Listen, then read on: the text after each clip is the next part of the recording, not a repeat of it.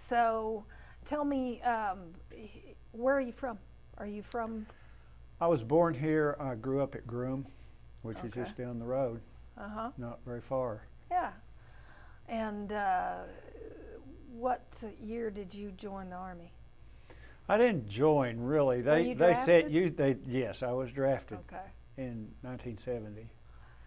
What was it like to get that notice? Well, I guess it was kind of handwriting on the wall because I had a low draft number. I had somebody tell me the other day that's the only lottery they won because their number was 200. So they didn't go. And I said, I'd never heard of it like that. What was your number? 50. Okay. So You definitely remember the number. Yep. So you were how old? Well, I guess when I was drafted, I was 19. Okay. I guess before because I turned 20 in California Okay. at basic training. And then how long after that did you go to Vietnam? Well, I went in mid-May of 70 to California, to Fort Ord, and went through basic AIT, another little short course thing, and got to Vietnam in late October of 70. Okay. So you were just a 20-year-old. Mm-hmm. When you got your orders to go to Vietnam, I guess you knew you were headed there. Well, sure. When we went, of course, you don't know where you're going out of basic training. You could do anything. I had made higher score on mechanics. But the mistake is you say, oh, you like to hunt and you like to fish, and you think later on you figure out that, you cut your own throat. But once you go into infantry AIT, that time period, it's pretty well a given. Where your duty station, if you want to call it that, Yeah. is going to be. So where did you arrive to when you got to Vietnam? The first place where the commercial stuff that dropped us off was Cameron Bay. It was a receiving center. I think lots of guys went through Cameron Bay, at least that time period, and then went south to the first Air Cav receiving center at Benoit, which was called 3 Corps, broad area, and then the company rear was at Phuc Vinh, which was north and west. Don't know the distances. Yeah. We'd go on an airplane or a helicopter wherever, and we'd go for a way and get. I'm thinking it's like 30 or 40 miles probably. Okay. Phuc Vinh, the company rear was. And A smaller base, if you want to call it that. so were you leaving the base and then going out No. into what was your job? I was infantry, combat. I was in an E company. There's always A, B, C, D, whatever. I was in an E company. It's a little different. They had a mortar platoon, had a radar platoon that stayed on the Firebase, and had an infantry platoon, which should have had 40 people in it. We had about 30 because the strength was down. So we functioned with 30 people instead of several hundred or several thousand when we'd go out and do something. But we went out and stayed in fire bases for a day or two, and then we'd go out and stay out for 2 weeks at a time in patrol for, like I said, from October clear to November of 71. So what were you patrolling for? Mostly what we did where we were in the time frame, we looked for caches of weapons or food or medical supplies. Their long-term plan probably, we're getting the political part a little bit, and I don't want to politicize any of this. Yeah. But they were no doubt hiding stuff to use, for Tet or for their ultimate end of the war, which happened in 75. Some big ones, some little ones. We never found any great big caches that had stuff in them. The platoon, about a month before I was in it, found a pretty good sized one, had some anti-aircraft guns in it. they dig holes and then make them not wet as good as can be because it's jungle and monsoons, a lot of wet, lots of trees. Yeah, yeah. But we mostly did that. We didn't go hunt the bad guys, particularly. Obviously, we didn't avoid them. But we functioned, like I said, mostly as a platoon. We never worked with any more people than that. So we were out with 20 or 25 of us. And later on, our numbers dwindled because they weren't. It's when, I guess it's Nixon, was reducing the numbers, total numbers in the country. So we didn't get new people in. So our platoon dwindled clear down to probably 15, 12 or 15. And a normal strength would have been 40 something. So we ended up going out 6-man teams. We did LRP teams, recon teams. And we'd go out and sit for 7 or 8 days and have extreme noise discipline. We didn't talk, we didn't cook. You can eat sea rations cold if you have to. They're not real good warm, but they're worse than that cold. But we didn't have commo with anybody, communications. They'd call us from a radio thing from the Firebase at midnight, and we wouldn't talk to them. They'd answer. They'd ask us yes and no questions, and we would click the handset on the radio, 1 click for yes and 2 for no. We didn't talk, no noise. And at noon, we'd do the same thing. Now we could call them immediately if something happened, but we didn't talk for 8 days. Wow, I can't imagine. That Didn't seems... cook. Nobody smoked anyway. I mean, cigarettes or anything else that was over there to smoke. But we were completely quiet for 8 days. That would seem so almost the isolation. Well, in lots of ways, we felt more secure with 6 of us, 5 or 6 of us, than we did with 20, because 20 would make noise, or 30 or 40, whatever it was, or especially a big group that would have been a whole company size or battalion. They know where you are because you're making noise, because there's that many people.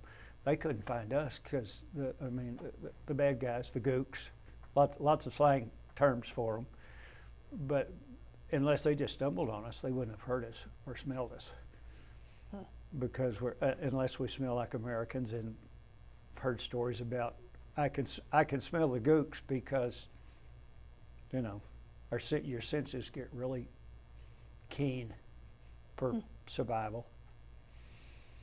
Wow.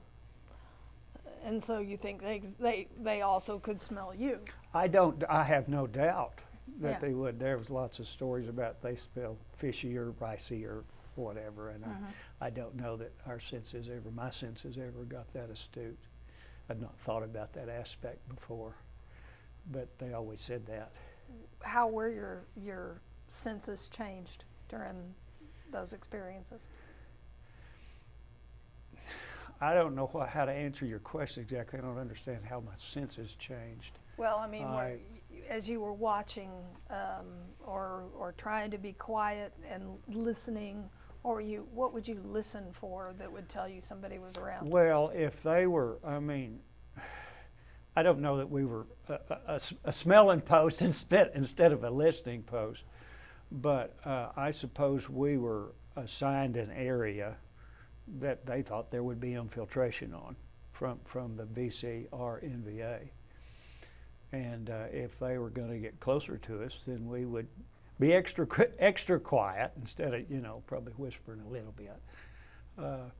But I don't know, it didn't seem like, I tell people now that, I did recon stuff or LRP team stuff, which is long range reconnaissance patrol, that sounds scary and this, that, and the other. And what we did was not scary at all. I mean, not any more so than anything else being over there.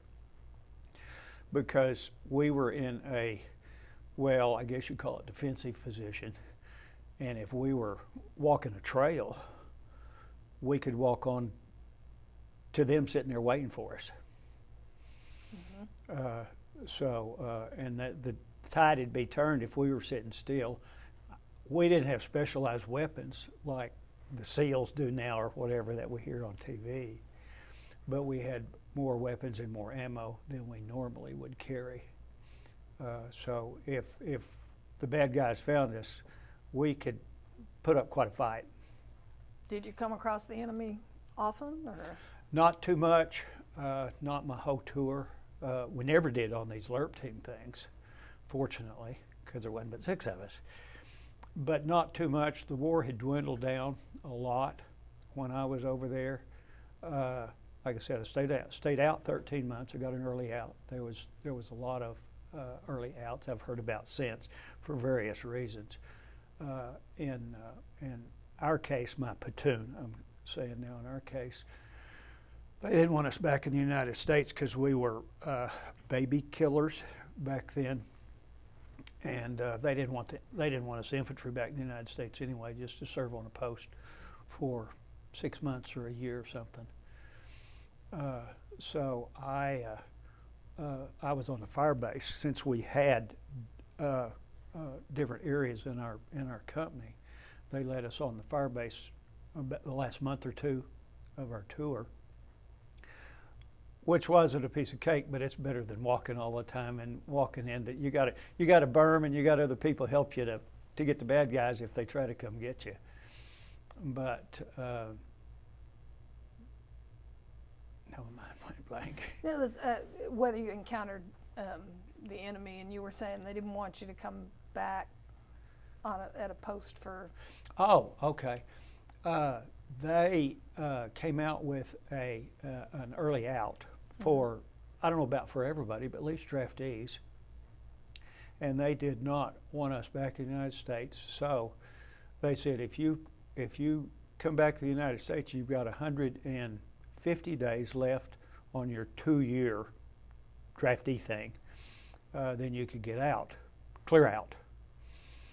And so I signed up for that, and I'm sure my mother died over that because I was going to stay in a war zone longer. But at that point, felt relatively safe, even though we're still out in the jungle. But when you're 20 or 21, you're invincible.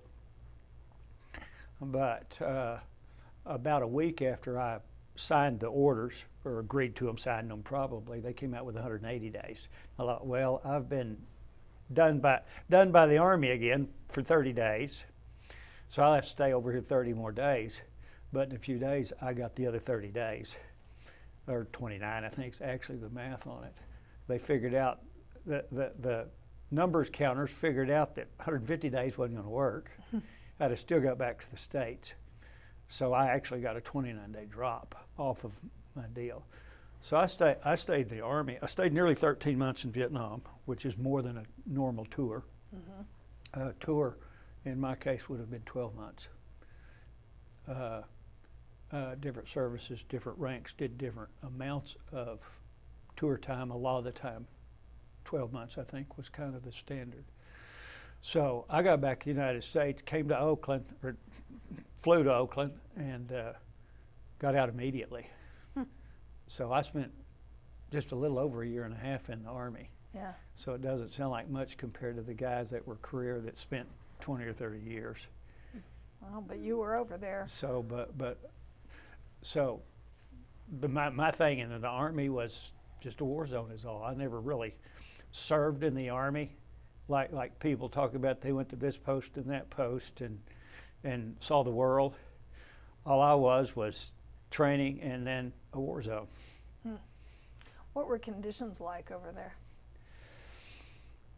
Well, like I said, we were, I wasn't hardly ever in the company rear. The company rear moved to Benoit that I mentioned later on, and it was a nice place compared to the jungle. Still wood barracks, etc. We had not just an Army cot, but a mattress and stuff when we'd come into the rear. But on the fire bases, when we were there for a day or two at a time in between missions, we'd sleep, I think, as I remember, on an Army cot in a bunker, sandbag, different kinds of places that we build depending on the area. Some cases, one fire base, I remember that we were there longer, help them build the fire base. so we were security plus work during the day.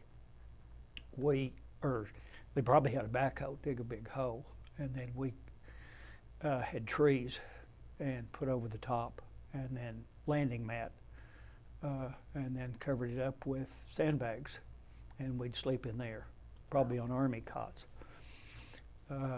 And that Firebase, the one, and I can't remember the name of it, was particularly dusty everywhere because of the helicopters throw up the dirt. But that particular one, I guess, was extra dusty or dry season rather than monsoon, so it was dusty.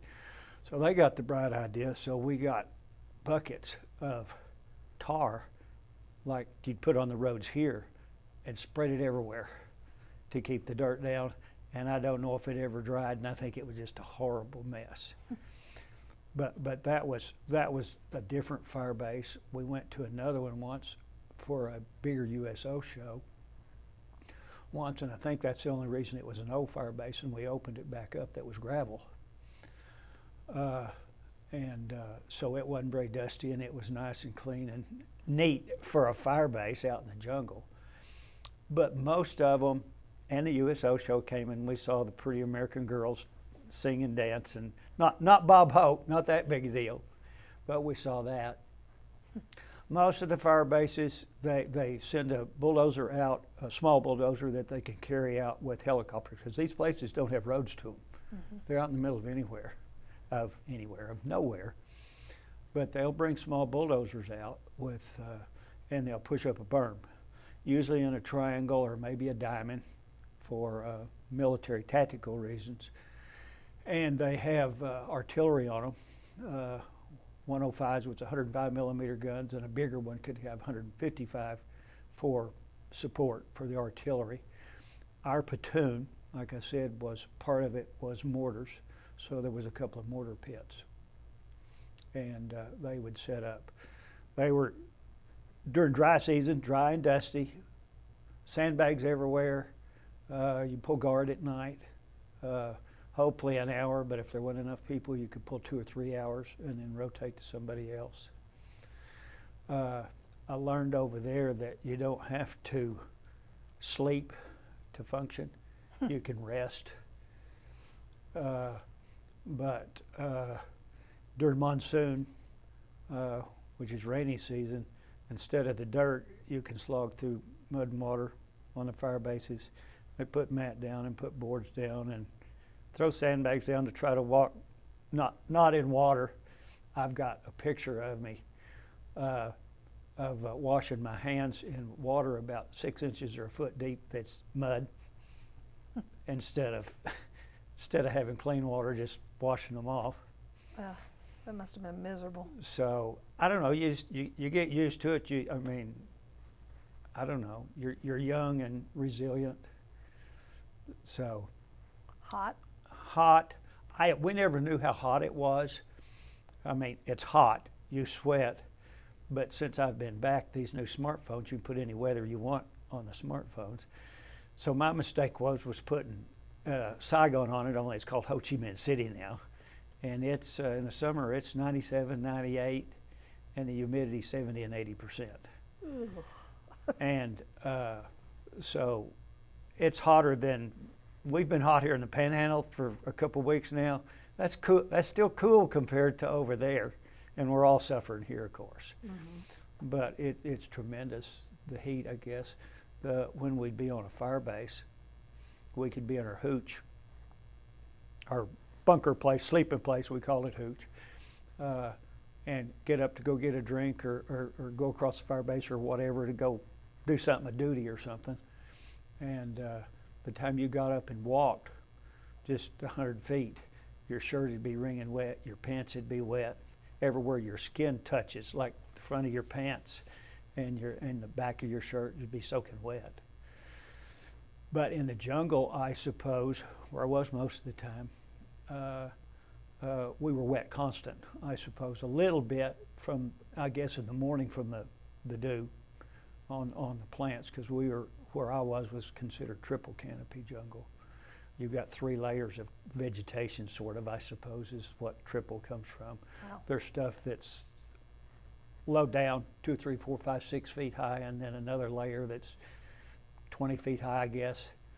And then, of course, the tall trees, however tall they are, 50 or 60, 80 feet. So it's called triple. So it's shady a lot, I suppose. So there's no air.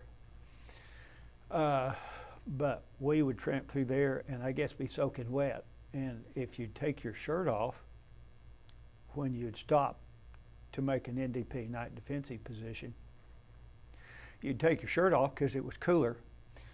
And if you didn't wear it, put it back on with it wet to sleep in, it's still wet the next morning. So you had to put because it was still evaporating, it was cold, so to speak. So if you didn't wear your shirt, if you wear a shirt to bed, your body would dry it overnight. Huh. Wow. And of course, you slept with your pants on, and I don't know if we took our boots off or not. I guess we probably did. Yeah.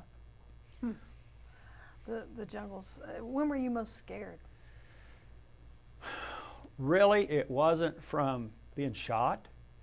The thing that pops into my mind to begin with, several circumstances, even though there wasn't a lot going on when I was there, we pulled guard duty at night in the jungle, and we're, like I said, there's no roads or anything. We just set up in an area, and you can walk outside what's called a perimeter pretty easy. If there's no moon, it's dark. Maybe not like a Carlsbad Cavern cave, but it's dark. And if you get turned a little bit, you can walk outside your perimeter. And I did one night and realized that I was not where I was supposed to be. So they always told us to say Gary Owen, which was the unit crest for our thing, because they said the gooks couldn't say it.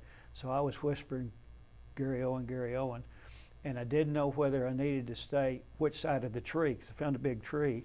If I stayed on the tree next to us, then I could have got shot by us. They'd have thought I was the enemy. If I got on the outside of the tree, if there was gooks there, I could have got shot by the gooks. So I don't know what I was going to do. And finally, somebody whispered, or the next guard came on, and I wasn't there.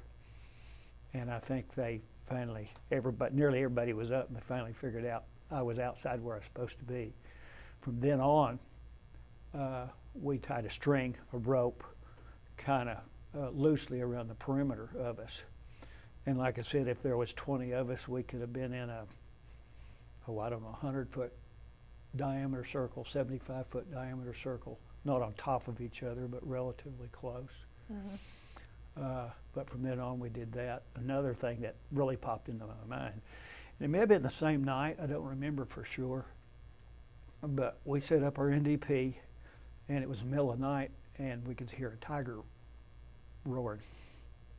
Oh, well, that would startle you. Yeah, and we didn't have any idea, see, if it was 10 feet away or a mile away. And I was a lot more scared of being eaten by a tiger than being shot. Yeah. And I thought maybe it's kind of an isolated incident, and the longer we visit with folks like me, people had shot tigers and had heard tigers, heard of elephants. We saw elephant tracks, never saw an elephant. Another thing that was an animal circumstance, and it's kind of funny that I talk about animals rather than the bad guys trying to shoot me. When I told this story a while back, maybe for the history class that I talked to, that we heard a noise one afternoon when we were going, terrible noise. And it turned out to be a group, whatever, a horde or a group of monkeys coming through the top of the trees. And they were all screaming and hollering as they were going through the trees. And we were hunkered down. We didn't know what the noise was. They went, I don't know if there was 10 of them or 50 of them, but they never knew we were there, I don't think. They went right over the top of us, screaming and hollering. Scared the daylights out of us because we didn't know what the noise was. Yeah, that'd scare me too. So. That's amazing. Oh, so what happened when you returned home? Not a whole lot. I'm from here, so we didn't get the controversial stuff like we've all heard about, all veterans have heard about that happened East Coast and West Coast. But most of the response was, "Oh, how are you? I haven't seen you for a while. You been gone?" So it wasn't a big deal. I mean, small town Yeah. from Groom, Mm-hmm. and Did you know what was happening here while you were there? I suppose nothing had changed a whole lot. I guess you knew about the protest before you went, because Well, sure, at that time frame. I don't know. I suppose we got news. I don't remember dwelling on it about any of it that would be on the news, just like the news does nowadays. And whether it was blown out of proportion like today or not, I don't know. But did you lose people while you were there? Friends? I met a guy, just happened chance. I left here when I got home. Well, from AIT, most everybody gets a couple weeks leave, and it's like nowadays you go to Dallas before you go anywhere. And I was in the Dallas airport waiting to go to Fort Ord, which is in California. And another guy walked up, and we started talking. And I guess we were in uniform, probably Class A's. They don't travel like that anymore. The guys now wear the camouflage fatigues everywhere, but back then we had to wear the Class A's, and he probably had Class A's on too, which was the dress uniform, the tie and we didn't have any ribbons then because we hadn't been in long, but the ribbons and everything. But we struck up a conversation. He had flown from Houston to Dallas, and happened chance, of course, we went through. No, I'm mixing the stories up now. This was not before basic training. This is when we were going to go to Tacoma, Washington, to come to Vietnam. And we sat by each other and flew to Tacoma, Washington, spent 2 or 3 days there. That was the receiving center to go to Vietnam.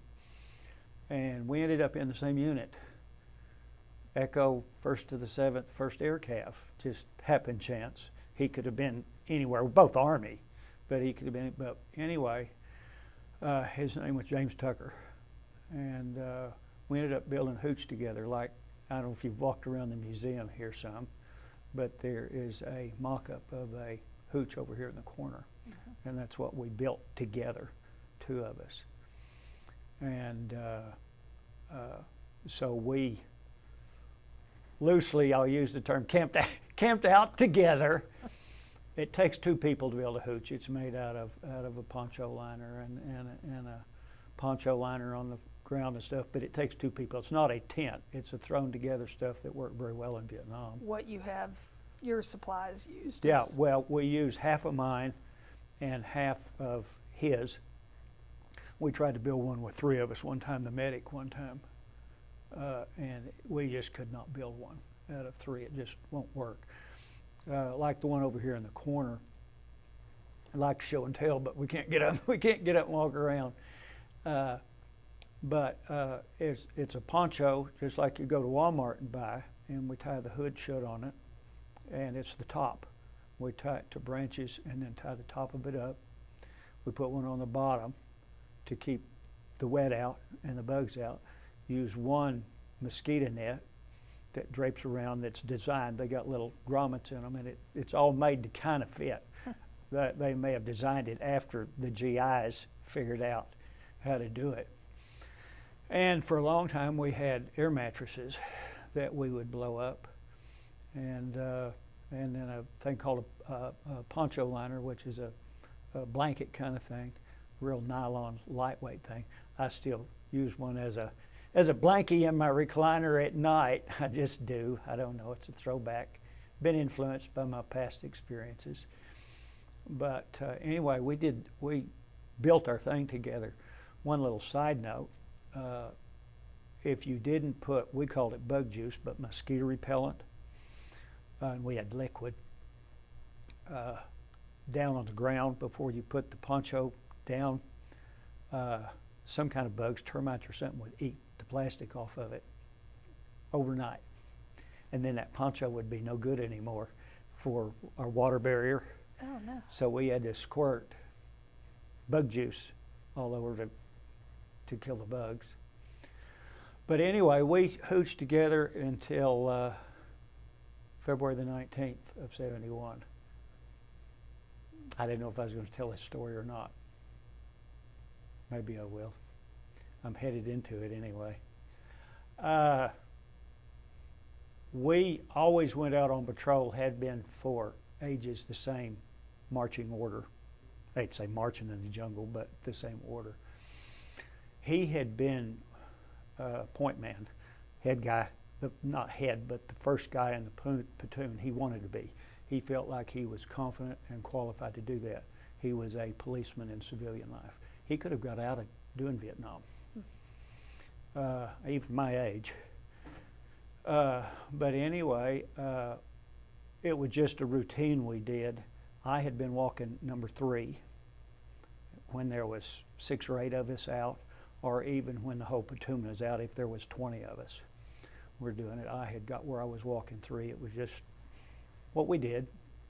That day, we had set up an NDP, night defensive position, early, like at 2, 3, 4 o'clock, 2, 3 o'clock, I guess. And we went out on patrol, what we'd call light, without our packs. And the platoon sergeant and 1 or 2 others went out with us. The lieutenant didn't. I don't know why, but we had more of us out that day. And the platoon sergeant wanted to be point man. Well, all right, be point man. Well, James Tucker got pushed to 3rd, my place, and I got pushed further back, 5th or 6th or 7th or 8th or whatever. We walked up a hill, and we got hit. They blew probably our Claymore mine, not our Claymore mines, but stolen Claymore mines anyway. And the 3rd guy's dead. Tucker's dead. That was my place. Wounded some other guys, and I've lived with that for 40-something years. He took my place. I can't imagine how you deal with that. I don't know. It's not that he's gone, but it's maybe I should be. And you hear stories like that in all wars. The survivor's guilt. Mm-hmm. I hadn't heard it said that, but sure. Yeah. So. I'm sorry. But another thing let's go on. Yeah, that's fine. How much weight we carried. Mm-hmm. We carried 125 to 130 pounds. And that's a lot for somebody that weighs 200. But I didn't weigh but 125 pounds.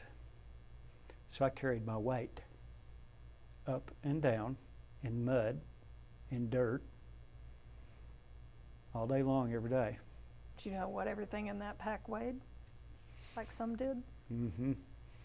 Well, we carried a couple of claymores, which are the mines, and we'd all carry a couple hundred rounds of machine gun ammo.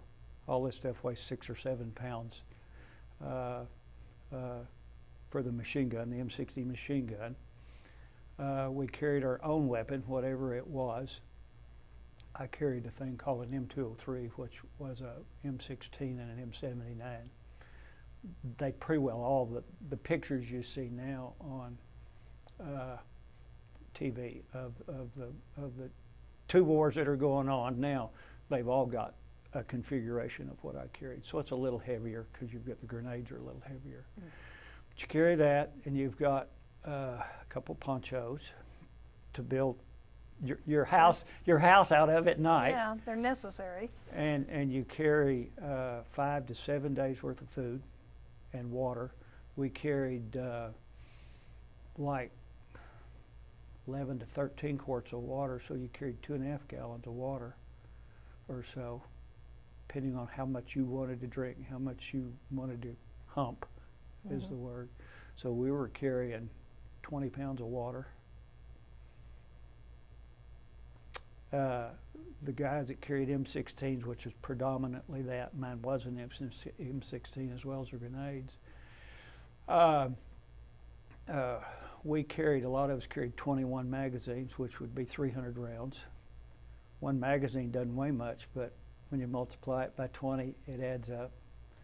We had a personal can, which was when people would go down for a heat stroke, that's the first thing that the officers in charge would throw a fit over. Well, you can't hump that 20-pound can of stuff as well as everything else. Well, that had our camera in it, our writing stuff in it.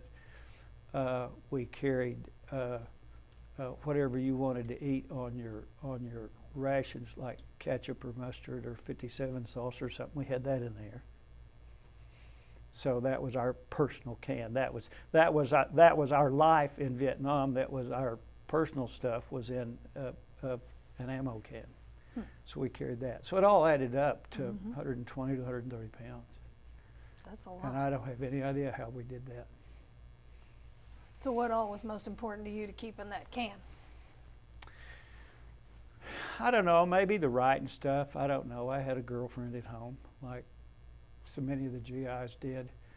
Most valuable thing, camera, I suppose, because had a little cheap Instamatic thingy for a while that took the pictures. You may have seen some of them. They're all faded and they're funny colors. I think I humped for a while my better camera, 35 millimeter. There was always places over there when you'd go into the company rear. You'd get some personal food. There was, if you got to go clear into the PX, or there was a helicopter come out to the fire bases when you're on the fire base, and you could get what's called flying PX. And we would carry, we'd buy whatever you wanted. My particular favorite was beans and weenies, because it was so much different than the sea rations. Some of the guys, and I tried them once, didn't like them, had sardines.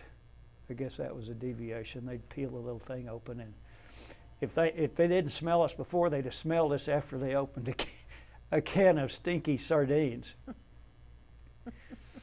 But so I don't know. Everybody had a lot the same thing, writing stuff, and then of course when we got to Firebase, there was a place to mail it. Yeah. So have you been to the Vietnam Memorial in Washington, I D.C.? finally went. I've been to Movable Wall a couple of times, very emotional the first time. A little bit at the real one. I went on the Texas Panhandle Honor Flight last September. It was quite an honor to do that, and we didn't spend very much time. We didn't get very much time at anything because it's fast and furious on the honor flight. But we go 3 days. Some of them go just 1 day. The group. So we're fortunate here that the ones in Amarillo do 3 days. But I scribbled off a couple names. My wife's got an MIA cousin that is on the wall. It's never been recovered. He went down an airplane in North Vietnam. But I didn't know him. I kind of associate with him because of the situation. But anytime I'm around one, of course, I scratch off James Tucker's shadow thing, or whatever it's called when the people write on the pencil. Yeah, pencil on the paper. rubbing. Yeah, the pencil rubbing. So. Yeah. But. Does the wall mean something to you?